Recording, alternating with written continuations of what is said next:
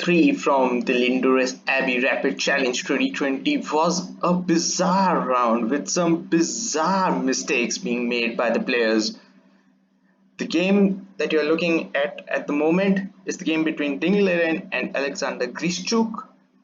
Grischuk has played knight f6 attacking the queen, and Ding is white, Grischuk is black, and in this position Ding Liren plays rook takes d8. Wow, you just didn't see your queen at all. Grischuk accepts the queen, rook takes f8 check, doesn't matter, queen against rook is a winning endgame. And after knight d4, queen b6, Ding Liren resigned the game. What a bizarre game this was. Well, that's not all from round 3. We had another game that was between Yu Yangyi and Magnus Carlsen. This is the moment at move 18 where Yu Yangyi makes a positional mistake. Bishop e3. Had he played simple knight a3, things would have been a little bit different with the intention of playing knight c4 and exchanging this beautiful knight sitting on e5. However, bishop e3 is a positional mistake because it allows black to play g4 and open the kingside position wide open, as I say. And then comes knight g3, another tactical error, because after queen h4 suddenly all black pieces are landing on the king side.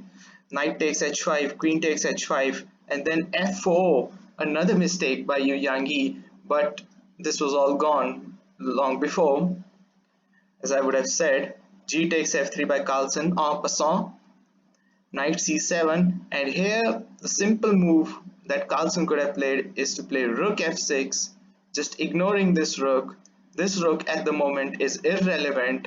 The basic focus is to continue your attack towards this white king and let white get distracted by this free rook.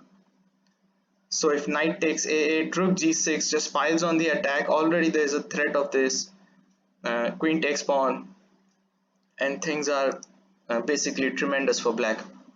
However, after knight c7, he was so much bothered about the rook that he just didn't concentrate it well and plays f takes g, creating this threat. So if knight takes, then pawn takes rook.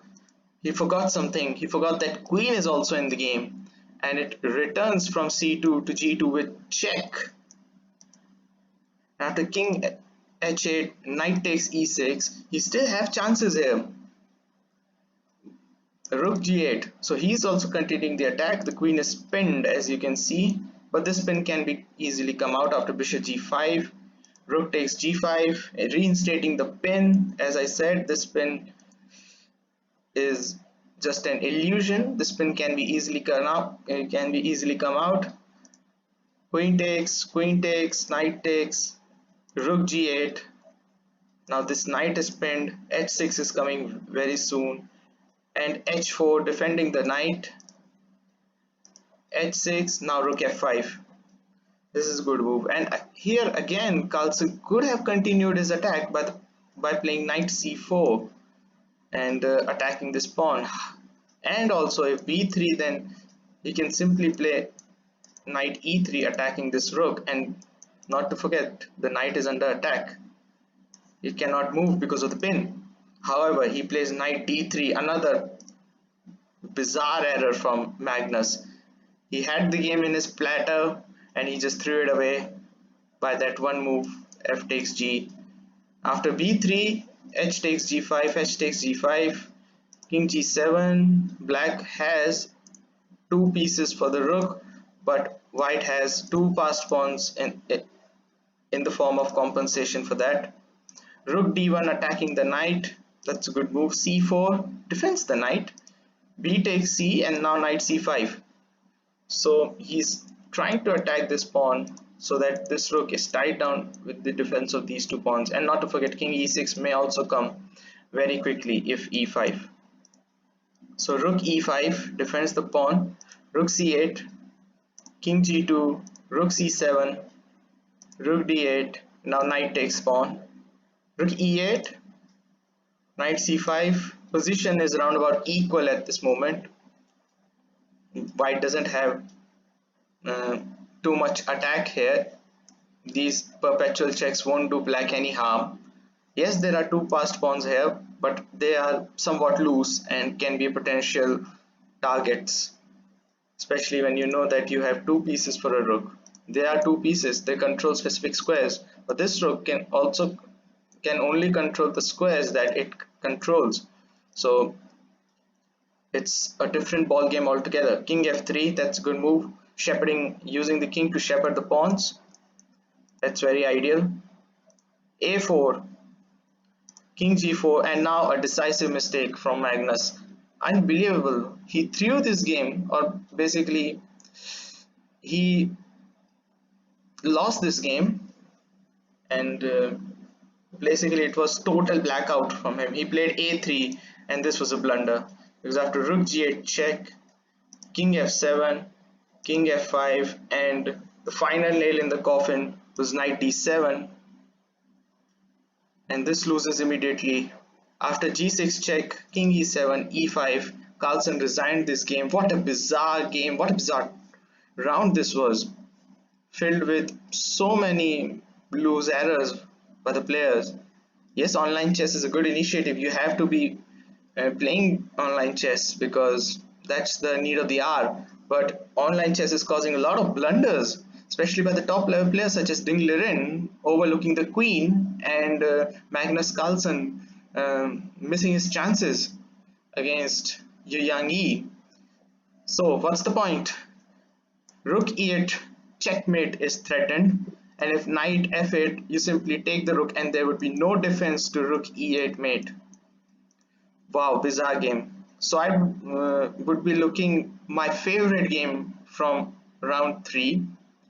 They weren't certainly my favorite games, they were bizarre games. So my favorite game from round 3 was the game between Hikaru Nakamura and Levon Aronian. Hikaru has white, and this is the only game that you will see from this round from start to finish. And this video is solely dedicated to round 3 because of its bizarre nature. So Hikaru with white pieces, Levon with black. Hikaru opens with e4, e5. We see the Petrov once again from Levon. Knight takes, tucking the knight back, and now recapturing the pawn on e4. d3. Black does the same. d4, d5. So position is rather symmetrical except for white playing this h3 to stop this nasty pin that we always face. d3, castles, rook e8, knight c3, c6, just solidifying the pawn on d5, bishop g5, placing black into this nasty pin, knight bd7, that's a good move, rook e8, rook takes, queen takes. Well, it would have been ironical. Yesterday I was saying this was bad move, but today I'm saying this is a good move. Basic intention is to recapture with the knight instead of the queen, and yes, it does hamper the development of this bishop, but that's the need of the hour. That's the positional decisions that you have to take. Knight goes to f8. So now this bishop is free. It may come here or here, who knows. Knight e2, so he's bringing his forces to the king side. h6, attacking the bishop. Bishop tucks back to f4. Bishop is taken. Knight takes. Queen b6, attacking the pawn on b2. Not so significant at the moment. b3. Bishop d7. Queen d2. Rook e8. And now knight takes this solid square since there is no dark square bishop in the position. So dark squares, black cannot attack on the dark squares with its bishop. That's the main point. Only knight can attack, and you can exchange knight for knight gleefully. Bishop c8. Bishop was attacked, so bishop tucks back. Rook comes to the center, and now queen c7. c4 was played. D takes c4. Nothing significant happening at the moment. Position is roughly level. In fact, it is level. And now bishop takes c4. That's a good move. You can play pawn takes c4, but then this makes a pawn a little bit loose, and also the pawn on c4 won't have been ideal. So bishop takes c4. Not ideal because then two pawns and you have to push one of them so that one defends the another. So long-term decisions in chess you take, keep pawn structures very solid, and that helps in the end games. Rook e7, knight fg6 can't be taken because of the pin. Knight takes, rook e8, rooks were exchanged, queen attacks the knight, knight comes back, queen e5 pins the knight, but this can easily be come out of. Queen d7 coming out of the pin, knight check, picking the bishop, queen b8, attacking the pawn, but it is defended by the knight, and also placing this knight into a pin so that this queen, the queen always keeps an eye of this, and the queen is running very low on squares here, but still nothing is threatening here. Queen can come to d8, queen can come to f5, and queen can come to e8 and still defends the knight. But if it comes to d8 or if it comes to f5 or to e8, then b7 drops. So queen has to look after all these squares, and queen is somewhat tied up, and this is what black is doing. Of course, taking the pawn would result in queen takes knight. g6, queen f4, king g7, queen e5 check, f6, coming out of the check, queen b8, again b5, pushing the pawn, bishop d3, knight e7, and queen f4 was necessary because the pawn was hanging and this knight wasn't attacked anymore. And here in this position, probably a6 would have been better to solidify the queen side, and with a4 white can set a minority attack, but although it won't be significant because if a takes then c takes, and the position would have been better. Yes, this d pawn would have been a bit of nuisance for black, but still the position would have been playable. You can see there are so many structural weaknesses. This light square bishop is looking at this loose pawn on g6, and the hole on this diagonal created by the advance of f and h pawns, and could be a crucial factor here. Here Levon plays c5, and this loses a pawn because after queen e4, c takes d, bishop takes b5, queen takes, then queen takes knight with check, and this was a big mistake by Levon. This certainly overlooked it. Queen d6, queen b7, and another mistake by Levon. Possibly he should have played queen b6 or a5 for that matter, but queen b4 was just too casual. He just overlooked again the simple tactic. Queen takes a7, queen takes bishop would result in queen takes knight with check. So he plays queen e1 check, king h2. He looks for perpetual, but it doesn't work because after g3 there are no perpetual checks. Again, queen takes bishop would be met by queen takes knight with check. So h5, h4, just fixing the pawns on the king side. g5, try to get some break. H takes g, f takes g, and he could have played a4 and tried to advance this the queen side, the two connected passed pawns. Oh, sorry about that.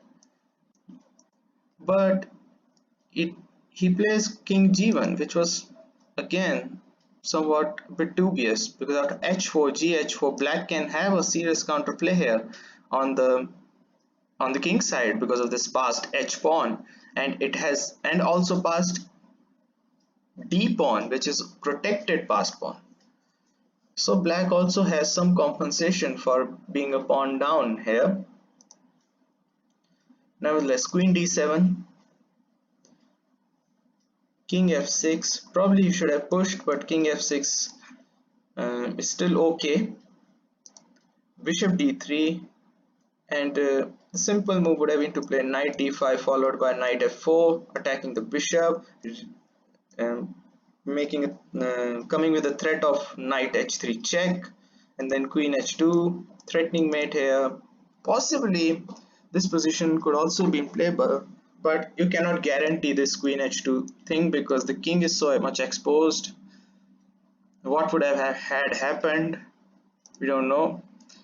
But he plays queen g5 check, and this allows king f1, queen c1 check, king e2, queen b2 check, king f3, and there are no more checks from black.